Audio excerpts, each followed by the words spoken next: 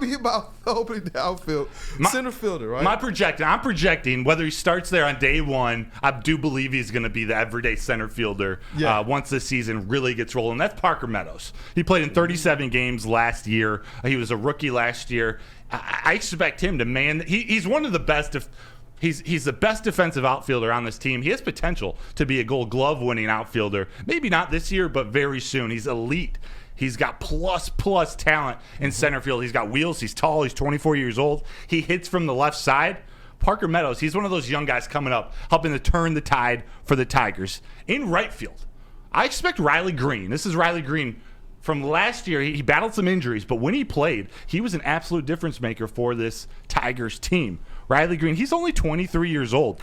In only 378 bats last year, he hit 288, 11 home runs, 37 RBIs, and 7 stolen bases. Now remember, everybody, he had Tommy John surgery on his right arm, his non-throwing arm. So he's been out for a couple months. He hasn't had the exact type of offseason that you would want one of your up-and-coming players to make. But there is some power in battling through an injury, kind of starting your mechanics from the beginning again. He's expected to take live batting practice down in Florida this week, so that's good news. He's just a little bit behind where every day the regular players are. So Riley Green, I expect him to be ready for opening day. He's going to be playing some right field and some DH. And lastly, over in left field. And again, these two guys, they can switch spots. AJ Hinch can do a lot from a manager's perspective in terms of the versatility of some of these players based on the park they're playing in, based on the opposing pitcher. But in left field, we're expecting Mark Canha, the veteran, the old man of the team, Mark Canha, to play left field. He's 35 years old. He hit 262 in 2023, 11 homers, 62 RBIs. What he does best is he draws walks and he gets on base. He's a pro's pro, a professional's hitter. So his discipline in the batter's box, his ability to work a count, to get on base, he's there not only to help at the top or the middle of this order to get on base himself, but also help the Riley Greens, the Spencer Torkelsons, Kerry Carpenters of the world learn how to develop a professional approach in the batter's box. So those are who I predict to be your 3 everyday starters likely on opening day. And there are a couple guys that can back up, but those are the 3 I'm picking. Yeah. What do you guys think in the chat? What do you guys think here? Kool-Aid, KG, JB. Where does your head go first just talking about this outfield? I kind of like the way that you broke that down. I do, especially with Mark. You're talking about a guy who can come in here. We know that this Tigers team is going to be dependent on where these young players go from here. That's going to be the foundation of if this Tigers team can not just have success this year, but long-term success. And to be able to learn from some veterans, to be able to kind of get and pick their brains, some of the tools and tips of the trade, and be able to see themselves kind of, I feel like this often can help to shorten the time that it takes for these players to be able to reach their full potential, is if they have the right guidance, man, if they have the right players around them. So I like this breakdown a lot, man.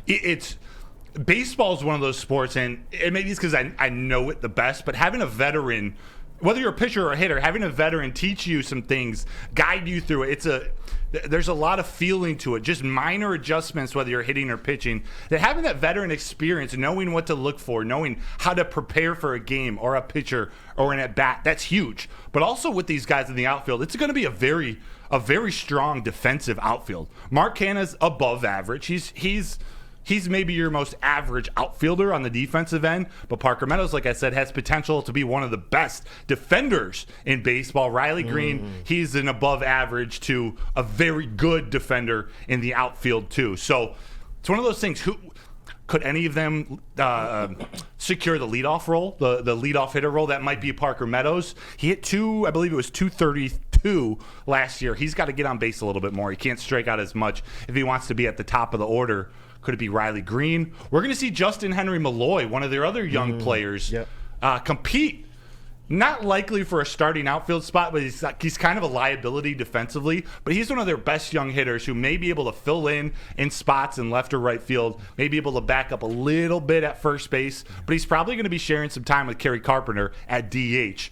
If he makes the Major League roster to start the season, to me, although I really want to see him in the bigs, and this might be a perfect situation where you can start him in AAA, give him a month to get going as one of the leaders of that team, and then bring him up comfortably. I don't know the whole contract, the season what's it called? The service time associated with him yet. But Justin Henry Malloy, he's one of those up and coming Tigers who offensively he should be there this year. Yeah. It's what he can do around the baseball field on defense. KG, what are you thinking? And somebody I wanted to ask you about that's on this list is Akil Baddoo, man. Somebody I've been a fan of.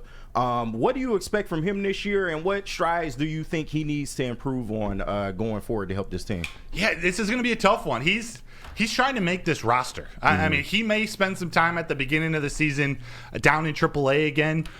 He's got a lot of potential. He's got a lot of tools. He's not really great at any one thing, but he's very good at a lot of things.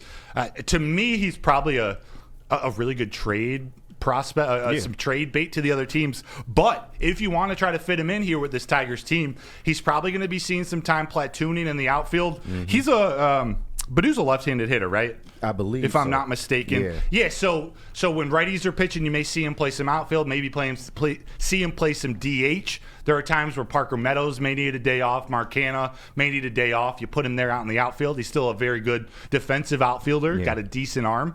So he's just got to. Someone like him, he's got to get on base. It does fall, I think, in the offense because he's such a good athlete. He just got to get on base. He strikes out a little too much. But if he shows he can consistently get on base and do things on the base path, those are the type of guys that A.J. Hinch wants in the game. He wants those guys in the order. So I see him, a 6-7 hitter when he comes in. He's just got to improve in the batter's box. Yeah, and I'm checking out these chats right now, man. I want to basically definitely highlight that. ADiz411 says Broder loves baseball. Every time we talk Tigers baseball, his face lights up, and he just turns into an absolute machine. I can't wait till we get out there and try and take some batting practice off of the GOAT over here, Mr. Matthew Broder. Warming up that old left arm. Warming up the old left.